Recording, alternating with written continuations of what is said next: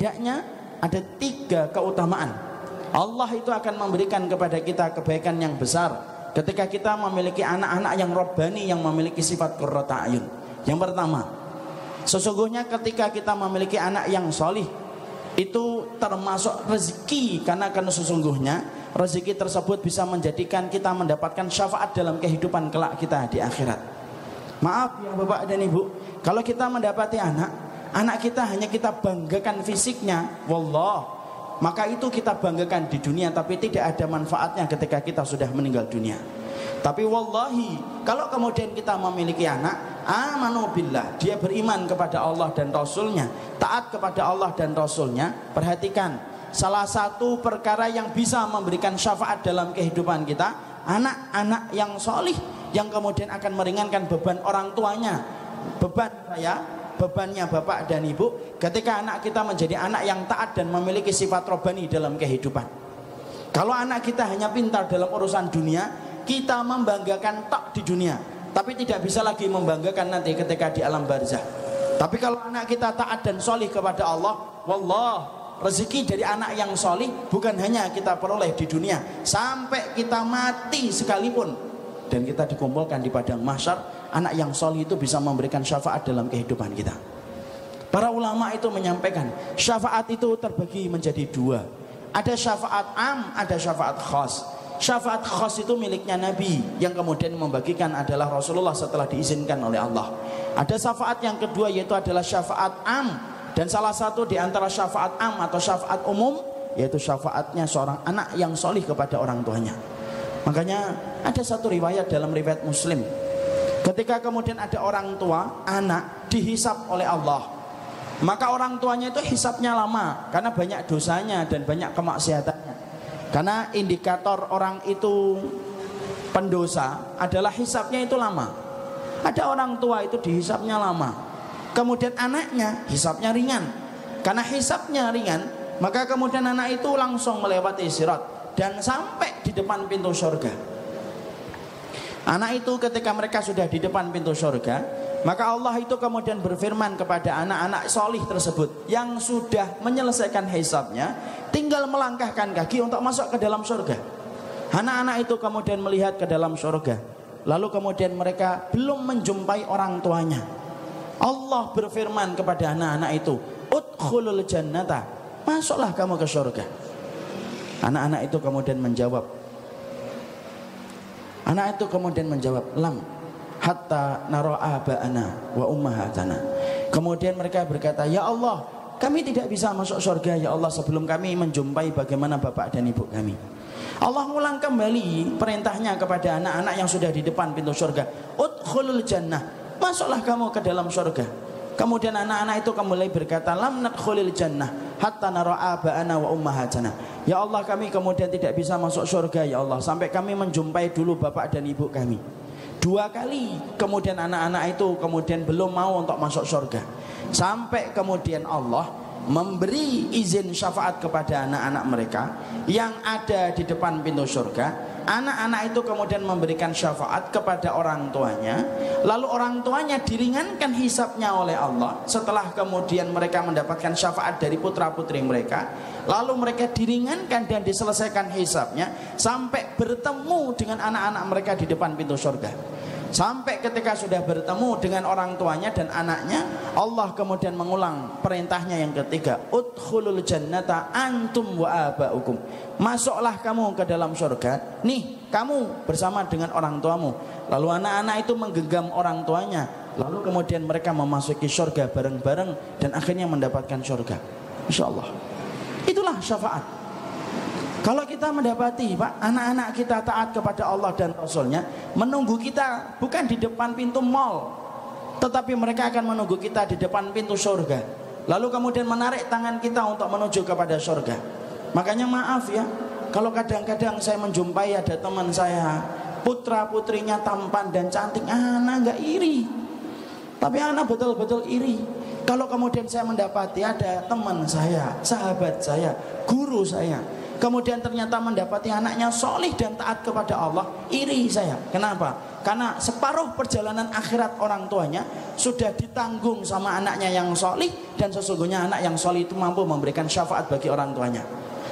Anak bapak hafal Al-Quran, senyum pak, sesungguhnya sebagian dari urusan akhirat bapak sudah akan dibantu sama anaknya. Anak bapak kemudian setiap mendengar adzan kemudian datang ke masjid, anak bapak kemudian taat kepada Allah, dia kemudian betul-betul menjaga dirinya, tidak mudah untuk berjalan bersama perempuan karena ketaatan dia kepada Allah. Senyum ibu, anak yang semacam itu kalau dia menjaga imannya sampai dia meninggal dunia, maka sesungguhnya dia akan menunggu kita, bukan di depan toserba dan kemudian bukan di depan pasar, tapi anak yang solih itu akan menunggu kita, dan menunggunya kita itu di depan pintu surga. Itulah yang namanya rezeki. Kalau anak kita pintar dalam urusan dunia, itu dunia. Kalau anak kita kemudian tampan, nah itu dunia. Kita membanggakan tok ketika mereka hidup di dunia. Tapi kalau anak kita taat kepada Allah, itu rezeki. Dan rezeki itu merupakan sesuatu yang paling besar manfaatnya kita rasakan ketika nanti kita akan ditunggu di depan pintu surga. Makanya saya iri kalau kemudian saya punya tetangga anaknya hafal Al-Quran. Saya iri kalau kemudian saya di masjid melihat anak-anak itu kemudian sudah berada di dalam masjid ketika berkumandangnya adzan. Kenapa iri? Karena anak ini kalau betul-betul istiqomah sampai dia meninggal dunia, maka akan menjadi sebab syafaat bagi kehidupan orang tuanya. Itu yang pertama. Yang kedua, apa keutamaannya kita memiliki putra dan putri qurrata a'yun yang kemudian robbani dalam hidupnya? Yang kedua, sesungguhnya doa-doa anak kita kalau mereka solih, maka kemudian doanya itu nyampe kepada kita selaku bapaknya dan selaku ibunya. Tapi maaf ya, kalau anak-anak kita tidak solih, maka kemudian doanya mereka tidak akan nyampe kepada kita kalau kita nanti berkalang tanah mati di dalam kubur. Saya mati pak, bapak mati, istri antum meninggal dunia, kemudian anak kita tidak solih, maaf, doanya tidak nyampe kepada kita ketika kita sudah terbujur kaku di dalam kuburnya. Memang begitu? Iya. Mana dalilnya doanya anak kalau tidak solih tidak nyampe kepada orang tuanya? Dalilnya bapak hafal dan sering bapak dengarkan pula. Apa itu dalilnya? Rasulullah SAW bersabda, "Idza mata ibnu Adam, in qata amaluhu illa min salas." Kalau anak Adam itu meninggal dunia, terputus seluruh amalnya kecuali 3 perkara. Yang disebutkan Nabi salah satunya, waladun salihun yad'u lahu. Anak yang solih yang mendoakan orang tuanya. Perhatikan bentuk dalam hadis ini. Nabi kita bukan mengatakan waladun, Pak, tapi Nabi kita mengatakan waladun salih. Apa bedanya waladun sama waladun salih?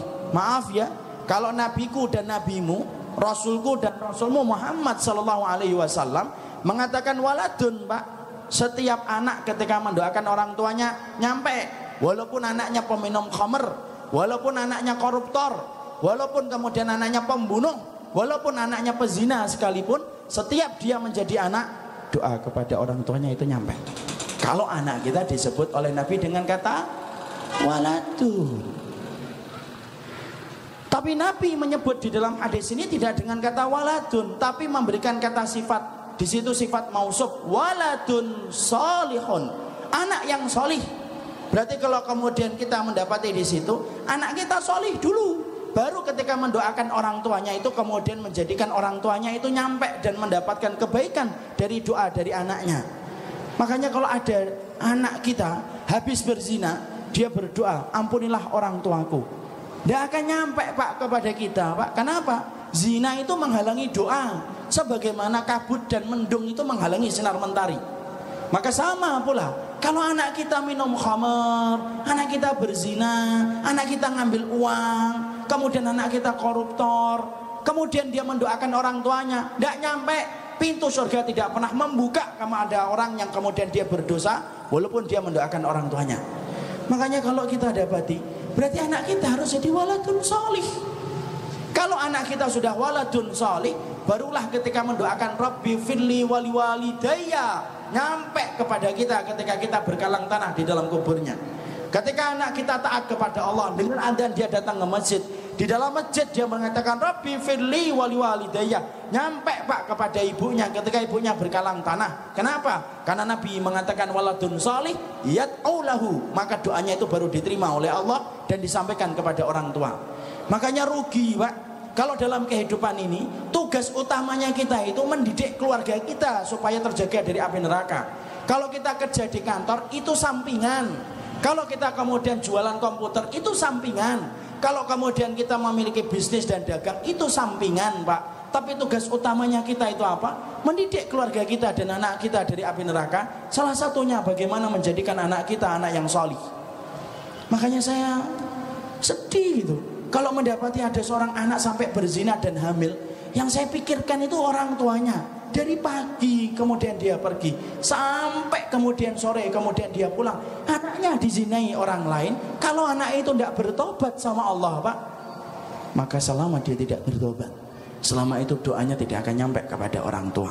Dan itulah yang kita khawatirkan kalau kita tidak punya komitmen memiliki anak yang solih.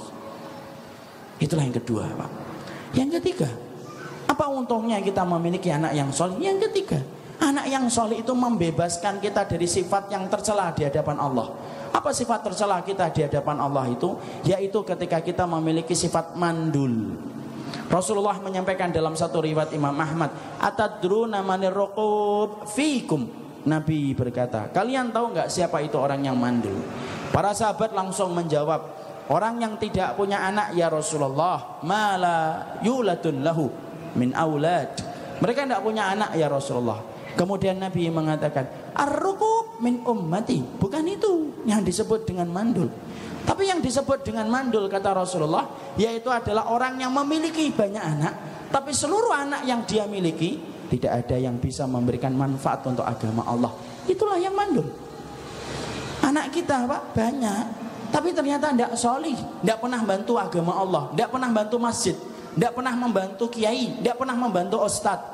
Sibuk dengan gamenya, sibuk dengan kemudian urusan duniawinya. Ketika kemudian dia sudah kuliah, maka yang difikirkan itu hanyalah hobinya dan kesenangannya. Ketika sudah kerja, maka dia sibuk dengan keluarganya, tidak sama sekali membantu agama Allah. Walaupun kita punya anak semacam ini sampai 15 anak kita, maka kita ini mandul, dikatakan oleh Rasulullah. Kenapa mandul? Karena anak kita tidak bisa mendatangkan manfaat untuk agama Allah. Makanya inilah yang kita khawatirkan. Jangan-jangan kita punya anak, ditanya anaknya berapa Pak? 6. Anaknya berapa Ustaz?